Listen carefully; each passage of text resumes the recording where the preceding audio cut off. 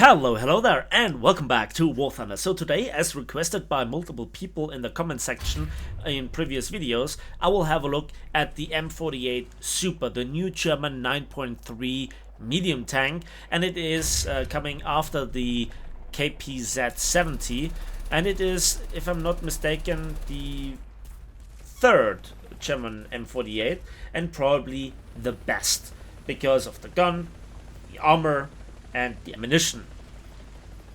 However, sometimes there are things that absolutely tilt me. And I was so tilted by this. It actually ruined the rest of the gaming day for me. And I don't care if this is historically accurate. I don't care if this game mechanic makes sense. This helicopter should disintegrate.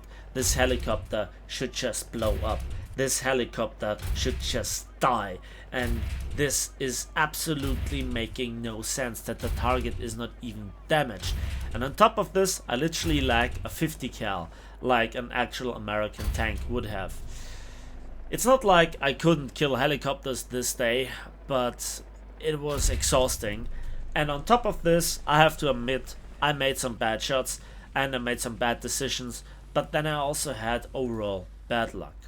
So here I know that there is an enemy M48, and I just think, okay, let's get out of this godlike position where I was really lucky to get in, and then I make the worst shot, because I was afraid that he would swing the turret around and kill me if I wouldn't disable his firepower. Then I picked the wrong side of the back of the turret, not where the ammunition lies, and then finally coming to shooting him in the engine, and immediately catch an AP FSDS from an XM1 for my trouble. And yeah, I was here lucky that he didn't kill me, but just set my engine on fire for the second time. So I didn't bother to extinguish the fire, and he stayed in place. So I was lucky, but then I got unlucky. And it was also this Sturm S ATGM that made one thing clear. The actual selling point of this tank is the turret add-on Nero protection, which in theory, at least to the test shooting, is good versus chemical energy based weaponry. So it works like spaced armor versus hash rounds. It is also pretty good versus the majority of heat rounds. And then there you have the ability to go to places. You have a really good stabilizer. You have also an L7A3 6.7 second reload. You have stock AP FSDS, hash and heat, and on top of this the DM33 upgraded AP FSDS as well. A good rangefinder, and also a thermal imaging, not just for the gunner but also the commander. However,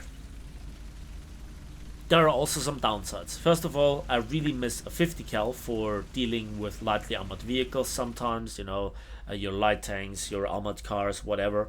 Then also I would love to have a better gun elevation speed and a better turret rotation speed, because both are really not up to date. Another factor is that I just got reminded why I avoid top tier as often as possible. Not just because of the helicopters, although they were really annoying.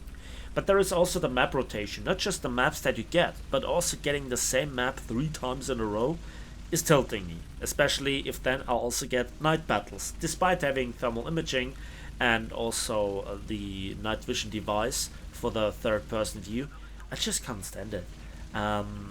It's so 50 Shades of Grey like, as you can see here.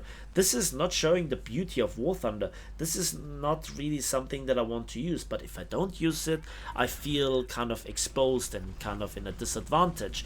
So that is something that I also want to point out. I also would have never seen that guy, and I could shoot through the bushes just seeing his exhaust. While not being an absolutely kill shot, I think that I helped to kill him later on because gun breach damage, etc., and also giving away his position. Then there's also the fact that this is a battle rating of 9.3, and when you're fighting side by side versus the latest Abrams modification, Ariete, Leopard 2A5, or the Swedish tanks, then this tank feels out of place, really outdated. It's probably kind of it feels like a desperate modification program. And again, to have this firepower is nice, and to have in theory this resistance versus chemical energy based warheads is also nice, but nobody shoots at you with heat FS anymore at this battle rating, and even then they just go for the turret ring if you're not in a hull down position. Also, helicopters, their weaponry does not really care most of the time about any sort of armor, and their guidance computers for the dumbfire missiles is also much appreciated, let's put it that way. So that was actually the first battle that I played, and I played really defensively, really with the team, and I think that this helped me in getting somewhat of a showable scene result. But anyway, the problem that I have with this tank is that it is completely pointless. As I said, first of all, the firepower. You get the same package, if not outright better, at 0.3 battle rating lower with the Radkampfwagen 90.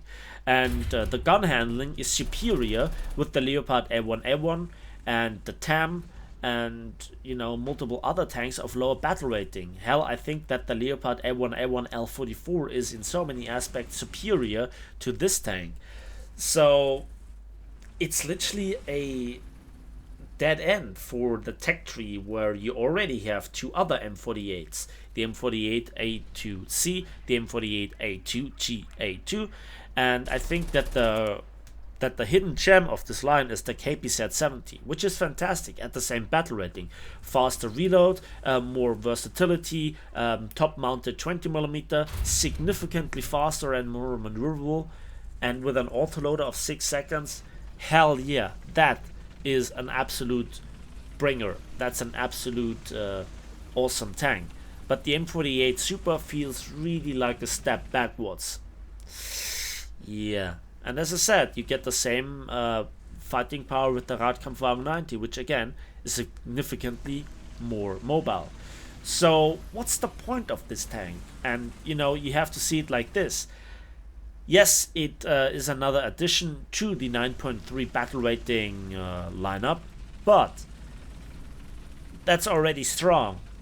And this is not a new good addition, it's a mediocre addition. While I can appreciate the fact that it doesn't really bring power creep, you know, it costs 390,000 RP.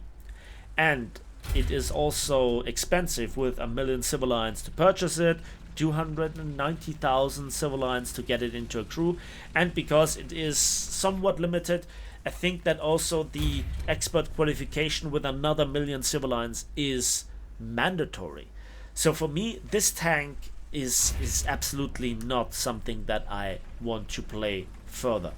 Again, not pointless, not helpless from an objective look, but subjectively, I mean, I can get even as low as complaining about the engine sound, which sounds like a dying cat being driven over 3 times by a truck. This is how bad the engine sound is for me.